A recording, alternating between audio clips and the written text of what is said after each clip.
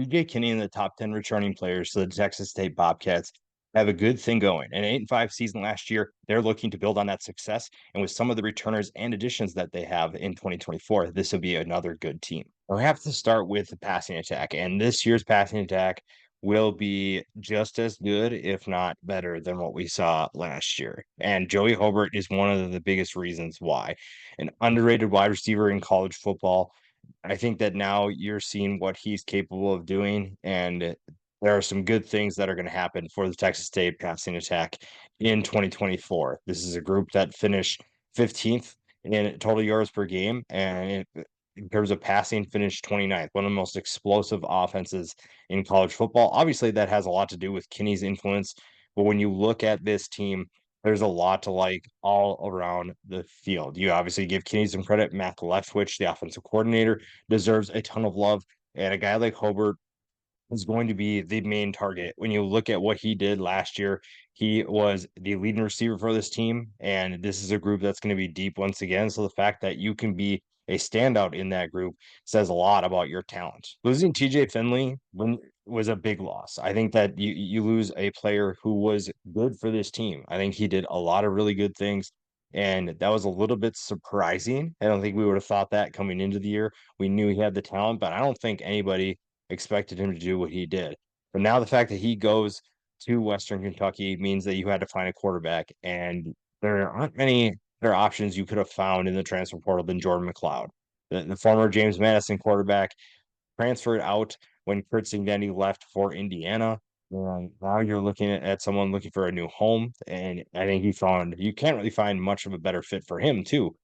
You're going into an offense that is loaded. When you look at the top returning talent for this team, Texas State is in great hands, and that puts Jordan McCloud in a good position. Again, another guy who took a step forward, similar to what TJ Finley did. McCloud took a step forward for the Dukes last year. He was a big reason for their success, and he'll be a big reason why this Texas State offense also takes a step. 3,600 yards and 35 touchdowns. He also is a good runner, 276 yards and 8 touchdowns on the ground. So you're looking at a guy who can make an impact on both the passing attack and the rushing attack. And again, I think that this offense could be better than it was last year. And this is an offense that was explosive on an 8-5 team. Now, don't forget the rushing attack. Ismail Mahdi is one of the, again, you're talking about underrated in the group of five, but even within just college football, this Texas State team is full of talented players that not many people are talking about. Over 1,300 yards for Mahdi last year, 10 rushing touchdowns, also a bit of a factor in the passing attack with 275 yards on 20 receptions. There are, again, so many options for this offense. That makes life very easy for Kinney. That makes very easy for Leftwich. You just have to find ways to get these guys open and find ways to put them in space, and they'll do the rest. Now, a lot of that will be dictated by the offensive line. So there is definitely an X factor in this. There's a part that they can't control. But again, I think that this team, this coaching staff has done a great job. Again, they hit the transfer portal hard. They found key pieces that can step in. Monty's not one of those guys, but he's a returner that will make a big impact once again. Now, when we flip the defensive side of the ball, it's a little bit different story. When you look at what this team did in 2024, it wasn't exactly a thriving defense. You look at a team that was near the bottom of college football in most statistical categories, and a guy like Ben Bell can do a lot to turn that around. Now, he had 16 tackles for loss and 10 sacks, so he was a big reason why teams had to focus on him, and that they weren't, I guess you could say, worse. But this is a defense that must step up. The offense is going to be explosive, and a guy like Ben Bell will be an impact player, but you also have to realize that teams will focus on him. They will send a chip his way. They will send extra protection to his side of the field. So you need players to step up in addition to him. The group that definitely has to take a step forward on that defense is the secondary. So a guy like Caleb Culp needs to take a step forward and help his group improve. When you look at defending the pass, this is a team that shouldn't have trouble finding experience, given that they'll face one of the most explosive offenses they'll see all year in practice every single day. So this secondary shouldn't have any excuses. There shouldn't be a reason why they don't get better. There shouldn't be a reason why they don't improve from a group that finished 101st in defending the pass.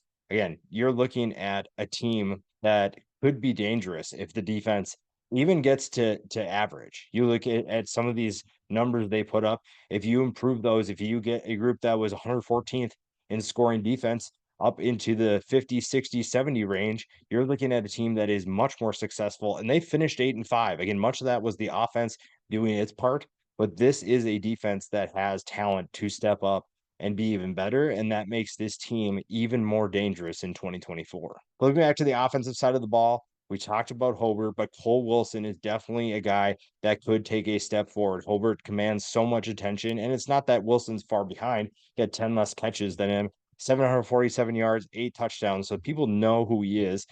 Teams in the Sun Belt are aware of what he can do. Someone who is going to be tough to tackle because of his agility, his ability to create space.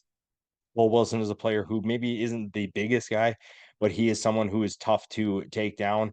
And again, teams are going to know what he's capable of doing from what they saw last year, but that doesn't make it any easier. Again, this defense must take a step forward. Now, defending the run, I wouldn't say was good, but we talked about getting in that 50 to 70 range. And Texas State was right outside that range in terms of defending the run, 71st in rushing yards allowed per game. And this is a group that could take a step forward. You have some talented players returning, guys like Tavian Coleman could play bigger roles in 2024. 7.5 tackles for loss for him last year, 3.5 sacks. Obviously, he's not going to be one that's going to get after the quarterback in the passing attack, but he is someone that can plug things up in the middle, get those tackles for loss, disrupt what the offense is trying to do in terms of running the football. I really like him. A little bit undersized at 6'1", 295 pounds, but definitely someone who understands his role, understands what he needs to do to be disruptive.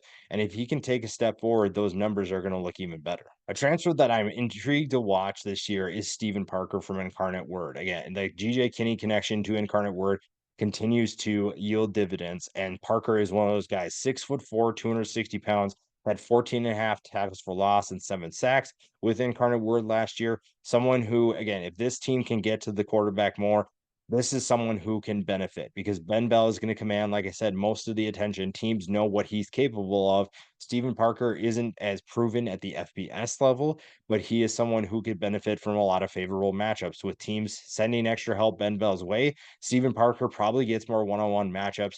And again, we talked about Tavian Coleman. He is someone that will be on people's radar too, and Parker may not be that way. So you're going to see someone who probably thrives because of the lack of attention he gets early on, and he's going to find a way to be disruptive. And at that point, you're telling teams that you have to spread your resources thin. And when you have Parker and Bell getting after the quarterback, that makes life a lot better for Texas State, and that makes this team a lot better too. Now, Almaty can't be on the field for the rushing attack every single play.